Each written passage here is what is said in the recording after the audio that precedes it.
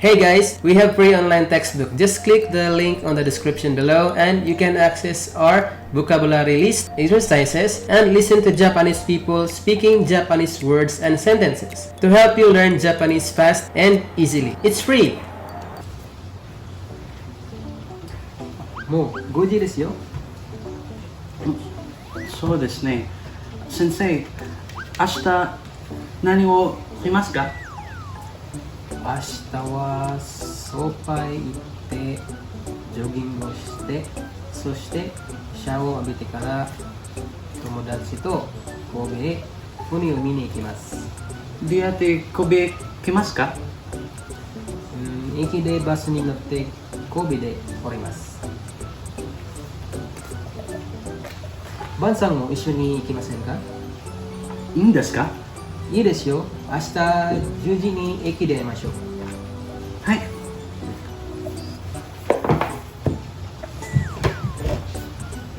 Hello guys! Welcome to Lesson 16 Grammar Explanation. Please watch the Lesson 16 vocabulary video before proceeding to this video so that you will understand the words that we will use in this lesson. So let's get started.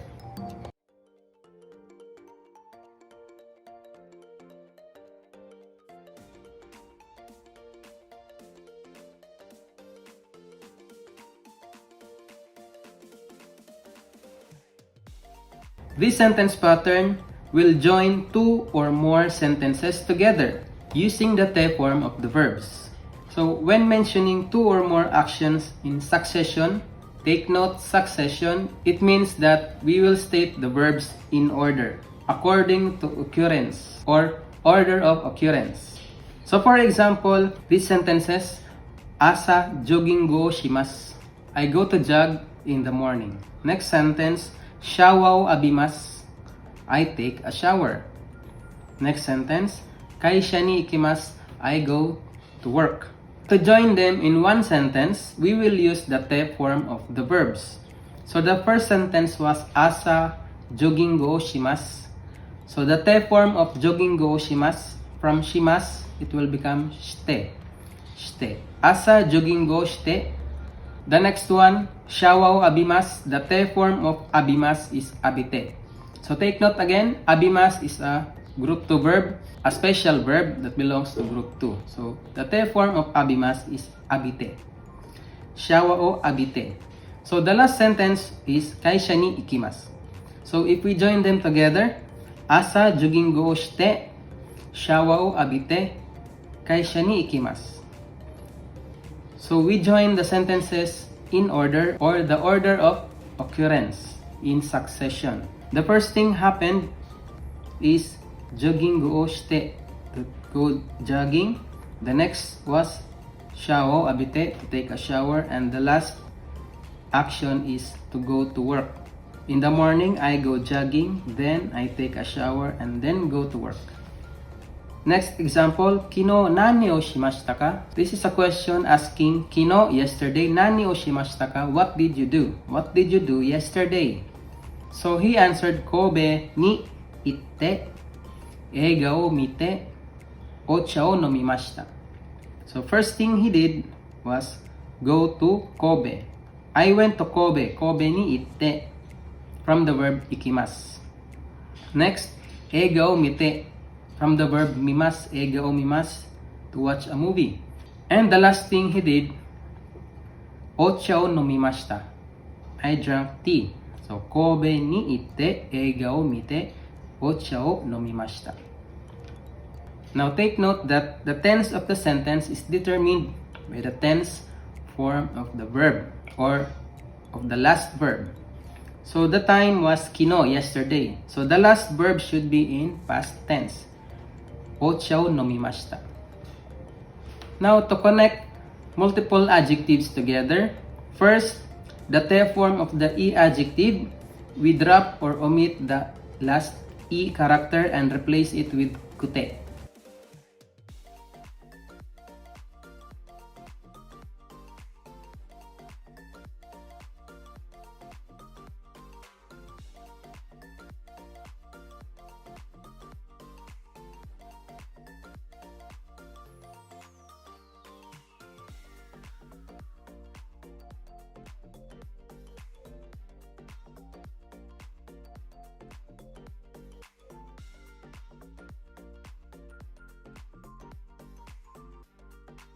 So for example, Watashi no heya wa okikute akarui desu.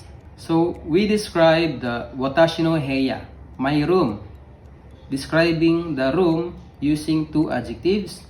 My room is okikute, it's big, and akarui desu, it's bright. So joining the adjective oki and the adjective akarui. So okikute, akarui desu.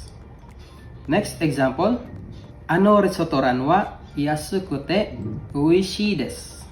Ano restoran wa, that restaurant. Yasukute is cheap, and oishii desu. So from the adjective yasui, the te form of yasui is yasukute. Yasui, cheap, and oishii desu, it's delicious. Now to form the te form of the na adjective, simply add de. So for example, Bansang wa Mr. Van, hansamu de shinsetsu desu. So the first adjective is handsome, hansamu.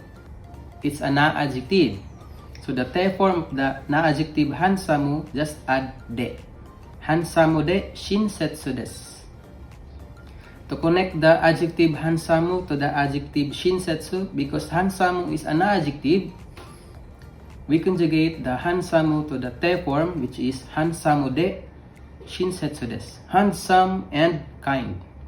Okay, next example, Nara wa, so Nara is a place. Nara wa shizuka de kirei na machi desu. The Nara is shizuka and kirei. Shizuka is an adjective. The te form of shizuka is shizuka de kirei na machi desu. Shizuka is quiet. Shizuka is quiet. Shizuka de, and kirei na machi desu, a beautiful city. So when joining two adjectives together, make sure that the first adjective and the second or third adjectives do not present contrasting descriptions about the noun. So for example, watashi no heya wa, my room, semai desu. The first adjective is semai desu. The next adjective is kirei desu. So you cannot use the semakute kirei desu, because the word semai means small. It's like a negative description, and the kirei is beautiful is like a positive description about the noun. So you cannot combine them together. So we will use semai desu and ga. Once again, watashi no heya wa semai desu, then the particle ga, but. So the particle ga can be translated as but. Semai desu ga is small, but kirei desu, it's beautiful.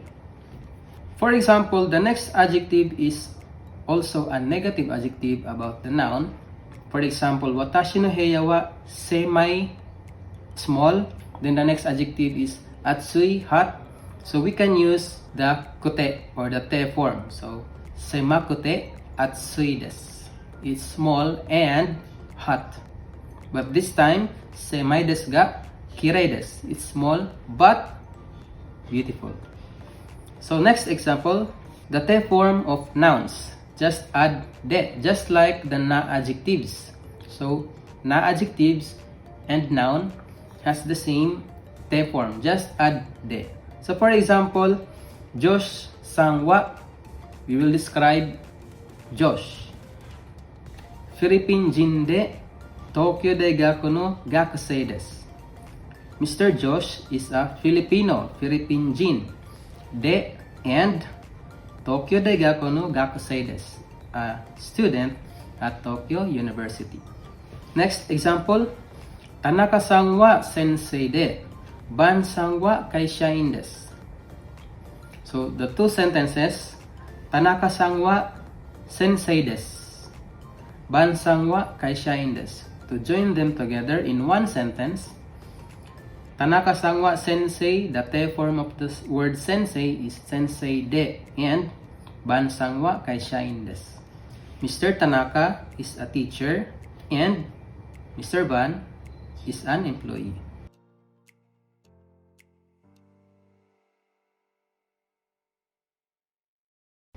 This sentence pattern expresses that the verb to is done after the verb 1. So after doing verb 1, we will do verb 2. So for example, watashi wa shawa wo abite kara nemasu. Watashi wa shawa wo abite kara nemasu. So from the verb shawa wo abimasu, I'll take a shower. The te form of the verb abimasu is abite. Then kara, abite kara nemasu. So after taking a shower, I will sleep, or I will sleep after taking a shower. Next example, okani o irite kara botan o oshite kudasai. So please push the button, botan o oshite kudasai, once or after you inserted the money. Okani o irite kara, after inserting the money, botan o oshite kudasai. Please push that button. Next example, mo hirogohan o tabimashita ka? So the word mo already, then the verb is in past tense. Have you had lunch already? He answered, kono shigoto ga owatte kara tabimasu. I will eat once this work is done. So kono shigoto ga owarimasu, this job or this work will finish. Owatte kara, after finishing, I will eat tabimasu.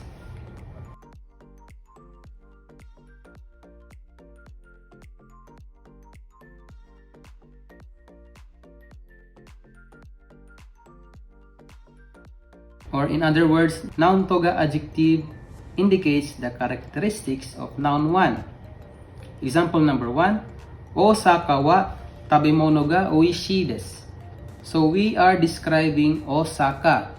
That Osaka has delicious foods. Tabemono ga oishii desu. Next example, Shikoku wa udon ga yumei desu. Shikoku wa udon ga yumei desu. Shikoku is famous for its udon. So just follow this sentence pattern. The noun 1 wa noun 2 ga adjective desu.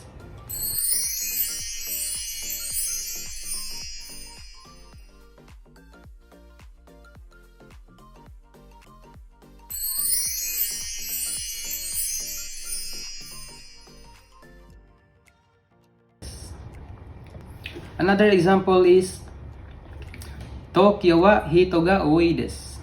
Tokyo wa hito ga oi desu. Tokyo has a lot of people, or there are many people in Tokyo. Next example, Janjiro sensei wa kami ga kuroi desu. Janjiro sensei wa kami ga kuroi desu. So the adjective kuroi describes kami, the hair. Kami ga kuroi. Hair is black. And the kami ga kuroi is describing Janjiro sensei or Miss Janjel, which means Miss Janjel has a black hair.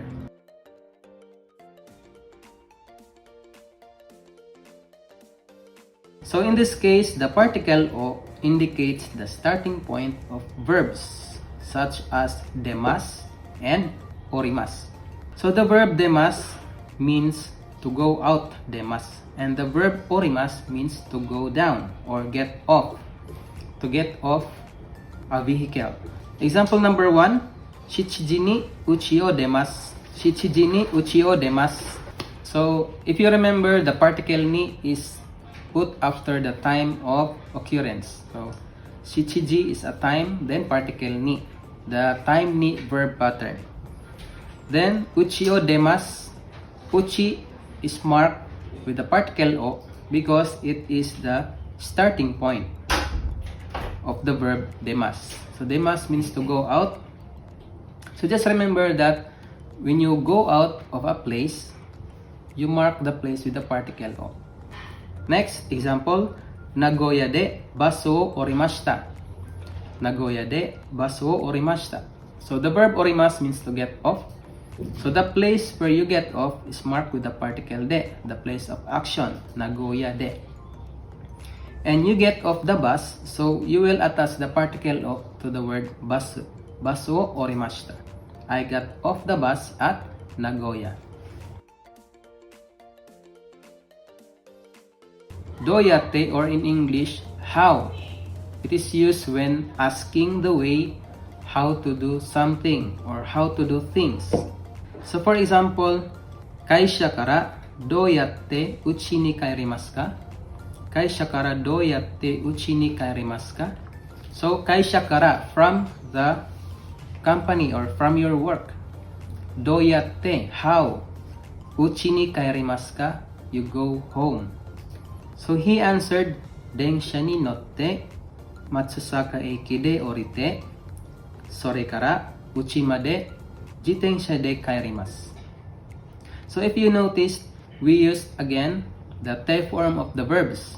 Always remember, when using te form, the verbs are in succession or in order. So first is densha ni norimasu, to ride the train. So densha ni notte.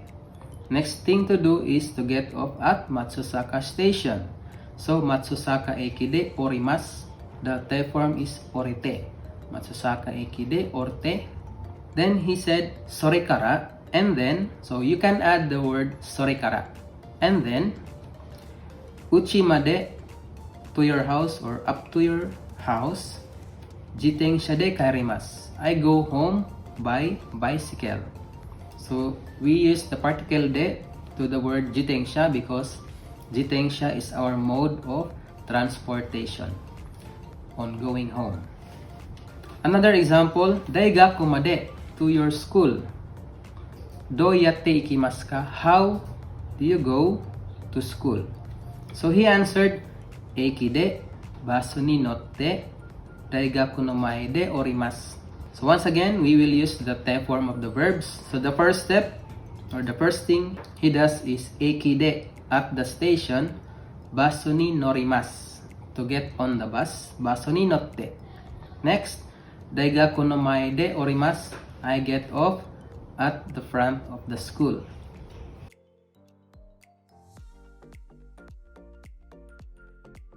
Dore and dono, they are interrogatives used when asking someone to specify or point one item from a list of two or more. So we can say which one. For example, bansang no kasa wa dore desu ka?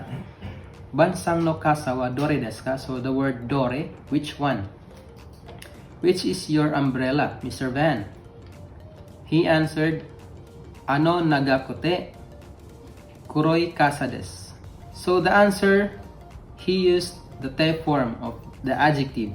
Ano, that, nagai, nagakote, kuroi kasa desu, that long and black umbrella. Next example for the dono noun.